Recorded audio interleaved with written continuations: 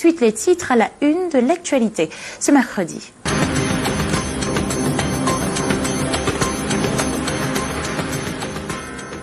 Quelle sera la surprise de ce vendredi 13? Le jour a été choisi pour la tenue d'une session extraordinaire au Parlement camerounais. Une décision prise par le président de la République. Les dessous de la programmation de cette session extraordinaire dans ce journal. Configuration des listes de candidatures pour le double scrutin de février 2020. On en parle dans ce journal avec un focus sur quelques surprises et les confirmations dans certaines circonscriptions, mais aussi sur la préparation de recours.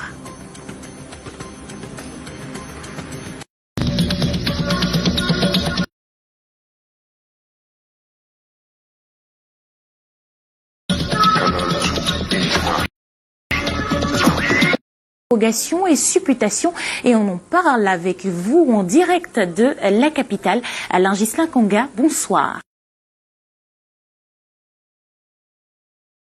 Aimé Catherine Moukouri, bonsoir à tous. Effectivement, une session extraordinaire est composée à la demande du président de la République vendredi prochain.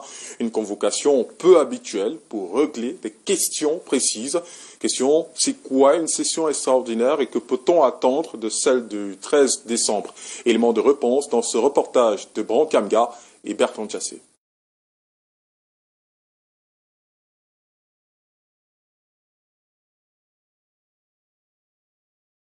En 2019, les députés auront de session extraordinaire. La 9e législature n'en a pas connu jusqu'à sa convocation ce mercredi pour le 13 décembre 2019. Les députés auront des jours supplémentaires à passer à l'hémicycle de Ngouaïkele. Convocation encadrée par l'article 16 alinéa 3 de la Constitution de 1996 pour une durée maximale de 15 jours. Les deux sessions. La loi dit que le président de la République ou un tiers des députés peut demander la convocation d'une session extraordinaire sur un ordre du jour bien précis. Et dès que l'ordre du jour est épuisé, la session extraordinaire s'achève. Une session extraordinaire dans un contexte socio-politique et sécuritaire particulier, le député a son idée des dessous d'une telle convocation. Il pourra s'agir de la résolution de la crise dans les deux régions du Nord-Ouest et du Sud-Ouest. Alors que le processus électoral pour les législatives et municipales est enclenché, le report du double scrutin du 9 février 2020 n'est pas à exclure. Le travail qu'on peut abattre au cours de cette session extraordinaire peut peut-être amener les dirigeants de notre pays à penser à un éventuel report des élections. Le temps de mettre en application les mesures prises au cours de cette session extraordinaire. L'ordre du jour de la session du 13 décembre sera connu lors du discours d'ouverture du président de l'Assemblée nationale. La dernière session parlementaire extraordinaire remonte à la 8e législature en 2011 pour la création du tribunal criminel spécial. Et la session parlementaire de novembre s'est achevée à l'Assemblée nationale. Les députés font des adieux et font le bilan de la session budgétaire et de la toute législature 2013-2018 qui a connu un bonus d'1 an. Reportage Rodrigue Tonguet, Serge Alain Zébou. Un air de saudade à l'Assemblée nationale ce matin. C'est la dernière session ordinaire de la mandature. Au perchoir, le président de la Chambre en mode mélancolie. Beaucoup repartiront à l'assaut des électeurs. Je leur souhaite un bon courage et bonne chance. D'autres s'en iront pour de nouveaux lendemains. À cela, je dis bon vent. Dans les pas perdus, des élus jouent le jeu du bilan. Je pense que les populations sont largement satisfaites de notre travail. La session-ci a vu certains projets de loi qui étaient là pour l'implémentation du grand dialogue national. La session qui s'achève, c'est 8 textes adoptés, dont le projet de loi portant budget de l'État pour 2020. L'enveloppe d'un peu plus de 4 951 milliards de francs CFA a été passée au scanner ici, à l'hémicycle, mais aussi en salle de commission, sous la défense de nombreux ministres et autres ordonnateurs. En satellite à ce texte central, d'autres en connexion avec le climat sociopolitique. notamment dans le vent du grand dialogue, la loi portant promotion des langues officielles, ou celle pénalisant les discriminations tribales. L'infraction intitulée « Outrage à la tribu » est donc la bienvenue. En dehors de la production législative, cette dernière session ordinaire de la mandature aura été réceptacle de débats sur le climat sociopolitique au Cameroun. En ligne de front, le groupe SDF qui a souvent quitté la salle pour se faire entendre. Ce jour de clôture, le président Kavaï a eu un message pour ceux qui, pour lui, attisent ce type de débat, loin du triangle national et donc du Parlement. Un bon anti-sardinard est celui qui a le courage de rentrer au Cameroun. Un bon anti-sardinard est celui qui accepte de venir apporter sa pierre à l'édification du Cameroun qu'il dit tant aimer. La session de novembre 2019, c'était aussi le moment de la présentation du programme économique, social et culturel du gouvernement par le Premier ministre Joseph Dion-Ngouté, le baptême du feu pour l'homme. Et le Sénat a également bouclé sa session de novembre, c'était cet après-midi, au cours d'une plénière présidée par le vice-président Aboubacar Abdoulaye, en lieu et place de Marcel Niat Difendi, empêché durant toute la session.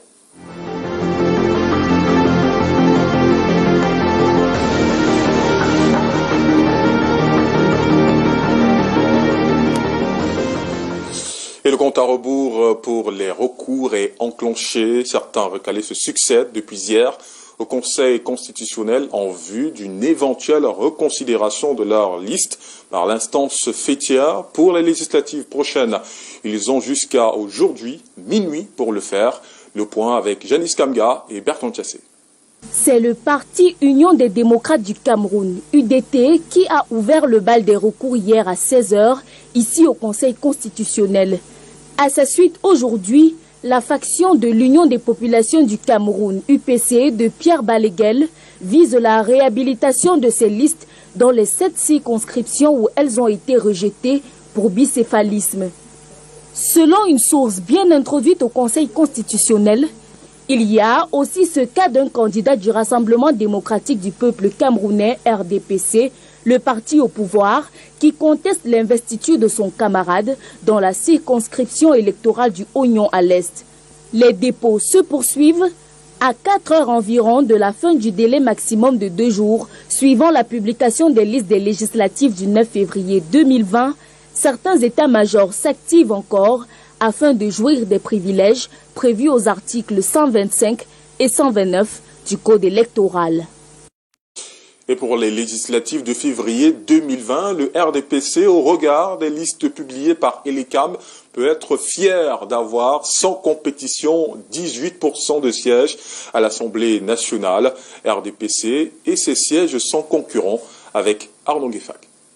Pour Kisseli, ça saute aux yeux. Le RDPC, grand favori au départ de cette course pour les législatives. Majorité comme déjà acquise à l'Assemblée nationale.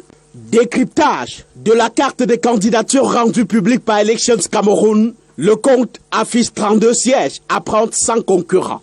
La région du centre se présente comme le grand grenier de cette récolte facile annoncée.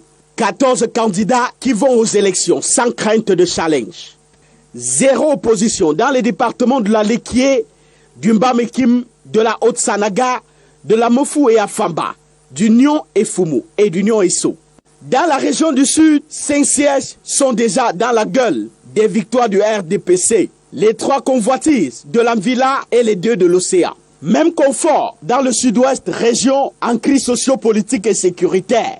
Les départements du Coupé Manengumba et du Ndian connaissent les seules listes du RDPC. Dans la région de l'Ouest, la circonscription du Ndé déroule le tapis vert au Rassemblement démocratique du peuple camerounais.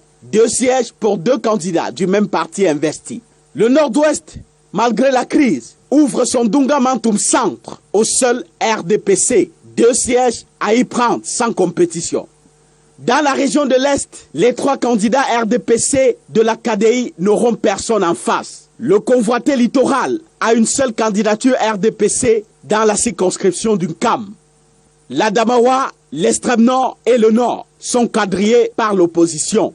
Le RDPC, pour y régner, devra courir donc avec les autres. Et la configuration des listes de candidatures en course pour le double scrutin législatif et municipal annoncé suscitait avant sa publication beaucoup d'appréhension dans les départements du Vouri. Les configurations laissent transparaître des mixtures et surprises, notamment dans le parti au pouvoir. Patrick Christian Debord et Guy Fotso sur quelques cas dans les circonscriptions jugées convoitées. Le voile est désormais levé sur la configuration de certaines listes en course pour le double scrutin du 9 février prochain. Loin des chamboulements annoncés, certaines figures du parti au pouvoir résistent à la tempête des investitures dans les circonscriptions électorales du département du Vouri. Cette lourde responsabilité nous interpelle à plusieurs titres. Il s'agit déjà pour nous de pouvoir rassembler tous nos militants, tous les sympathisants autour de notre parti, des idéaux de notre président national. Mais ce n'est pas le jour du marché que l'on nourrit sa poule. La campagne se prépare dès le premier jour de son élection ou de sa réélection.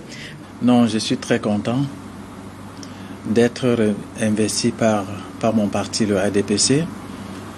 C'est une confiance qui nous interpelle pour que nous, on gagne les 4 sièges qui sont en compétition.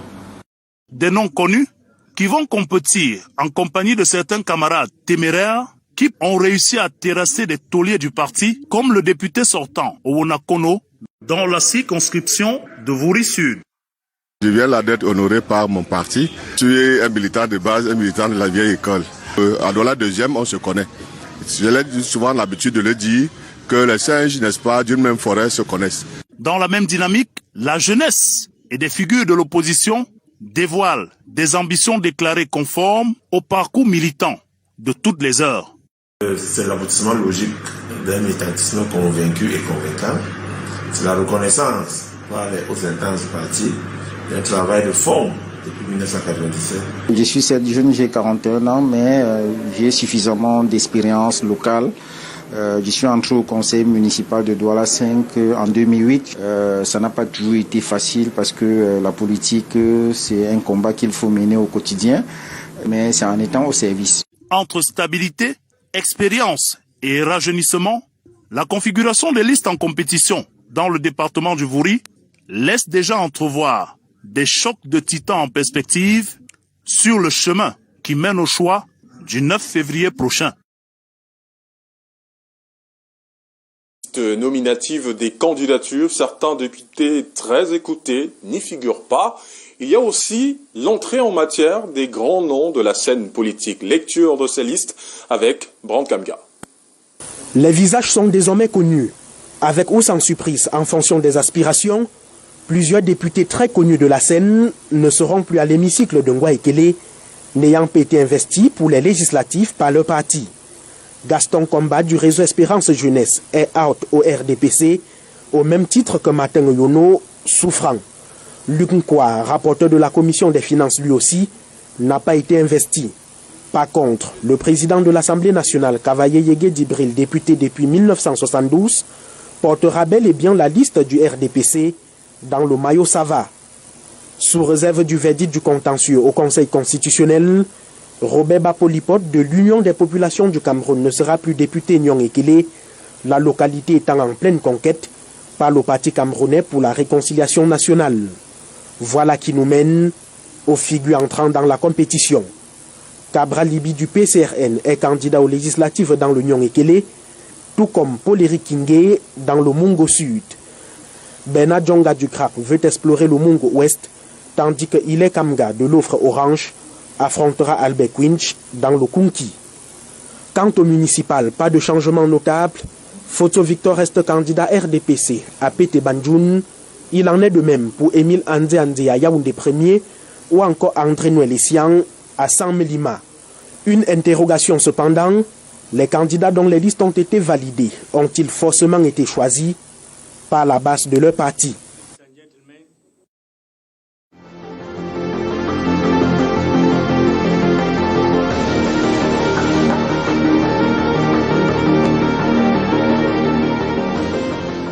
Dans l'actualité également, les 5e journées nationales des PME se sont ouvertes aujourd'hui. Pour ces 3 jours, la réflexion est axée sur le financement des start-up, ces entreprises qui emploient jusqu'à 100 personnes et dont le chiffre d'affaires est inférieur à 3 milliards de francs CFA. Une belle brochette de membres du gouvernement a rehaussé de leur présence l'événement. On voit cela avec Janice Kamga et Bertrand Chassé. Le nerf de la guerre au cœur de l'acte 5 du rendez-vous biennal de la petite et moyenne entreprise au Cameroun. Le thème, financement des start-up pour le développement de la PME, défis et opportunités. La solidarité gouvernementale ici matérialisée vise à conceptualiser les instruments de financement à mettre sur pied pour l'éclosion des PME et la création d'emplois.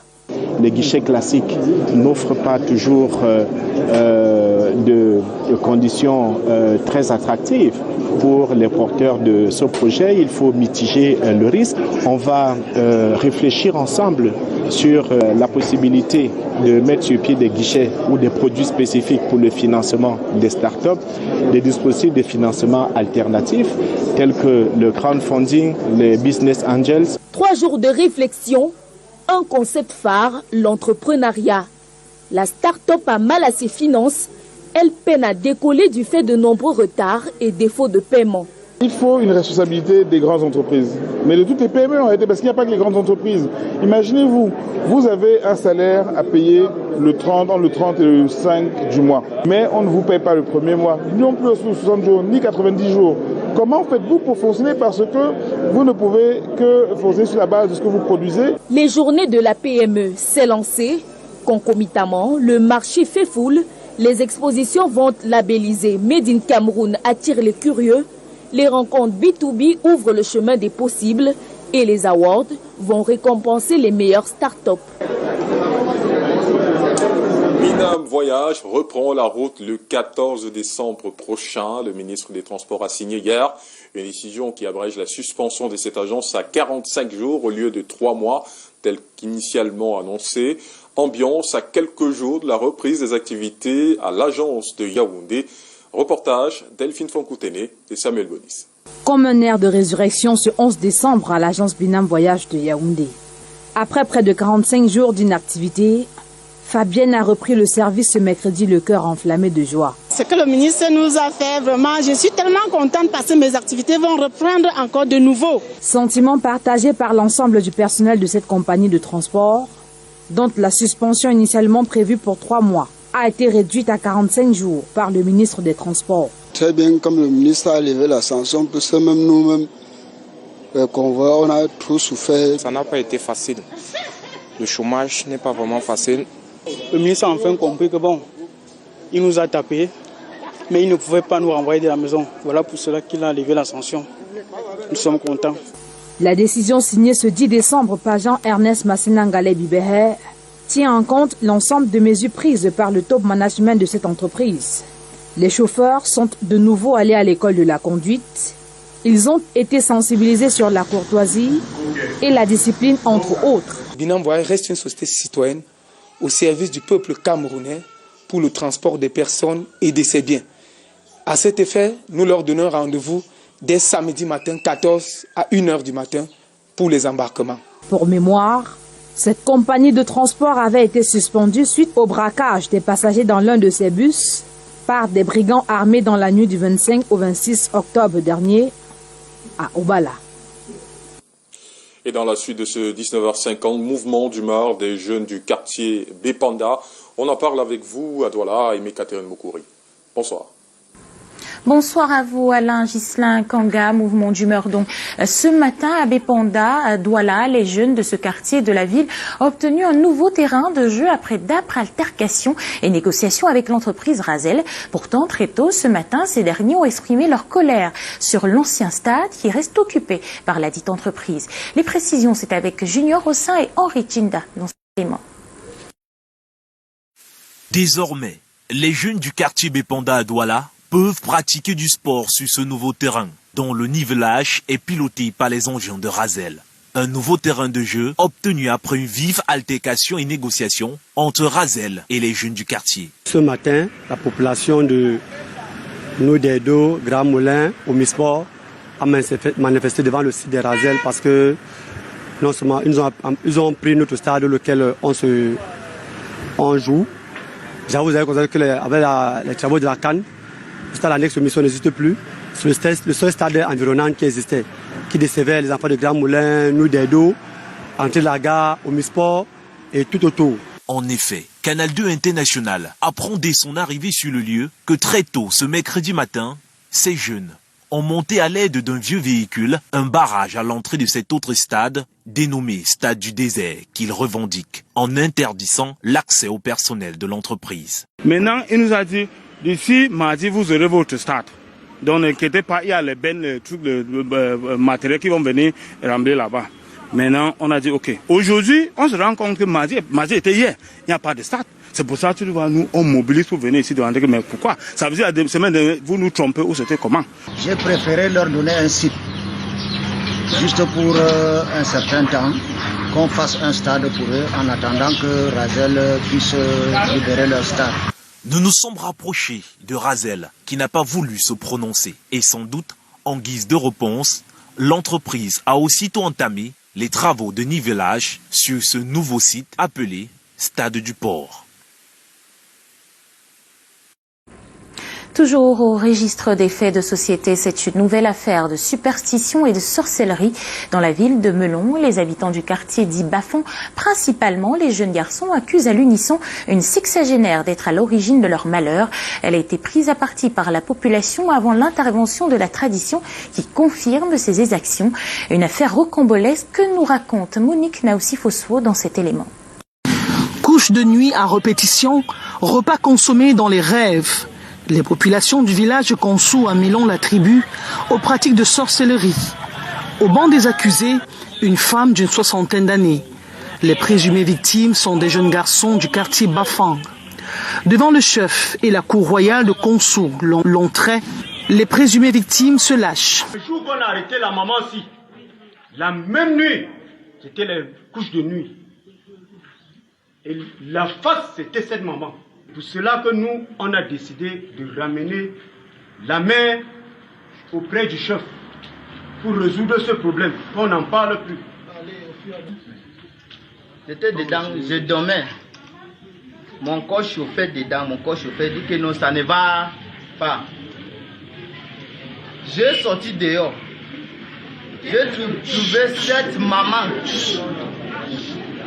J'ai trouvé cette maman sous ma fenêtre. Comme j'ai sorti à 4 heures, comme j'ai sorti, j'ai commencé à lui poursuivre. Quand j'ai commencé à lui poursuivre, j'ai commencé à crier au quartier. Il a fui. Le Koungan, une société secrète du village, est mise à contribution pour établir la véracité des faits et, le cas échéant, contraindre la présumée sorcière à en désenvoûter les victimes. Après un tour dans la chambre secrète du Koungan, voici le breuvage qui va servir à désenvoûter les victimes. À la queue leu, la présumée sorcière s'exécute. Tout se déroule devant le chef du village. J'ai renvoyé cette palabre parce que les problèmes de sorcellerie sont assez sensibles. Il faut beaucoup de tact, il faut beaucoup d'analyse, beaucoup de recherche. Donc la première étape, c'est recevoir la plainte. Et comme moi, vous avez constaté qu'elle était une plainte assez costaud. Après les rites, le Koungan va l'exfiltrer du village sous les cris des populations qui espèrent désormais un sommeil doux et sans repas. Superstition ou pas, seule une analyse scientifique pourrait déterminer l'objectivité des accusations. Vous l'avez bien dit, Monique Naoussi. Parlons à présent de la gestion du terminal à conteneurs de Douala. Les choses se précisent. Le directeur de la régie a été nommé cet après-midi au terme d'un conseil présidé par le directeur général du port autonome de Douala. Il signe le décret qui porte à la tête de la RTC Faustin Digala, précédemment conseiller technique numéro 1 au port autonome de Douala. Yvonne Katinken et Stéphane Binac pour les précisions.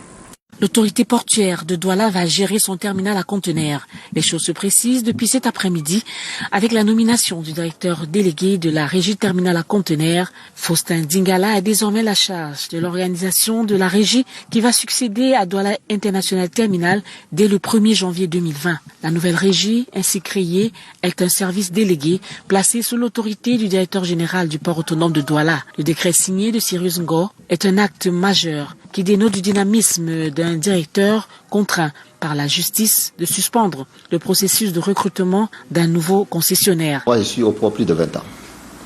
Mais je n'ai jamais encore vu un directeur général du port qui prend des décisions aussi fermes, qui exploite les textes. L'actuel directeur général du port exploite les textes. C'est les écritures, c'est les décrets qu'il a trouvés, qu'il est en train d'exploiter. Sur la place portuaire, la nouvelle est réjouissante. La RTC pourrait ainsi ouvrir la porte de la nationalisation des entreprises de souveraineté. Les Camerounais aujourd'hui, depuis 1960, on ne peut pas dire qu'ils ne peuvent pas gérer quand même au moins leur port. Donc c'est ce qui fait que, comme avait dit le président de la République, le Cameroun n'est la chasse gardée des personnes.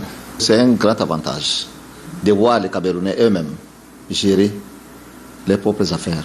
Parce qu'il est inconcevable que depuis au moins 40 ans, nous sommes encore locataires chez nous. Le port revient aux portuaires et c'est aux Camerounais. La régie est créée, son directeur est nommé. Dès demain, tout pourrait s'accélérer pour une meilleure continuité de la gestion du terminal à conteneurs. Transport à présent, bus, taxi, mototaxi, rien n'échappe à la vigilance du préfet du Vouri, Benjamin Boutou, qui accompagnait le délégué départemental des transports pour le Vouri. La campagne de sensibilisation initiée dans le cadre de la sécurité routière vient barrer le chemin aux multiples accidents de la circulation enregistrés en cette période très sensible des fêtes de fin d'année. Charles Robert, Itok et Thierry Nana nous en disent plus. Fête de Noël et de Nouvel An, les éléments de la sécurité routière prennent d'assaut les rues de la capitale économique pour surveiller et réguler la circulation routière. Le préfet du Vouri, Benjamin Boutou, est sur le terrain. Les consignes sont claires. La prévention routière vise à regarder l'état des véhicules, à sensibiliser les automobilistes. Ce n'est pas pour que vous soyez là en train de leur demander des dossiers et tout ça là. Parce que c'est ce qu'on constate quand les équipes sont sur le terrain. Ils jouent le rôle de la police, ils regardent les dossiers, ils frappent même les amendes et tout ça. Or, vous, votre rôle, c'est de sensibiliser les automobilistes pour leur dire, si vos pneus ne sont pas bons, ça va éclater en route et puis il y aura un accident. L'accident sera mortel. Bus, taxi, moto, rien n'échappe à la vigilance des agents de la délégation départementale des transports pour le Vouri. Objectif, sensibiliser les usagers de la route sur l'interdiction de la surcharge, le respect du code de la route et bien d'autres segments inhérents à la sécurité des personnes et des biens. Je pense que comme cette campagne est partie pour durer, c'est-à-dire 3 mois, nous réussirons à leur faire comprendre qu'ils doivent adopter des comportements responsables lorsqu'ils sont sur la voie publique, c'est-à-dire sur la route. Et ça concerne presque tous les automobilistes. C'est des conducteurs qui doivent, ma foi, adopter des comportements responsables. Le travail des équipes déployées à travers la ville va durer 3 mois et devra à coup sûr contribuer à diminuer de manière efficace les accidents de la circulation dans la métropole économique Douala au cours de cette période très sensible des fêtes de fin d'année. C'est la fin de cette édition du 19h50. Merci à vous de l'avoir suivi. Ne changez surtout pas de chaîne. Vous avez un rendez-vous sport. FC Bruges, Real de Madrid, où le duel entre le 2e et le 3e de la poule A. C'est dans quelques instants à suivre en direct sur Canal 2 International. Bonsoir à tous.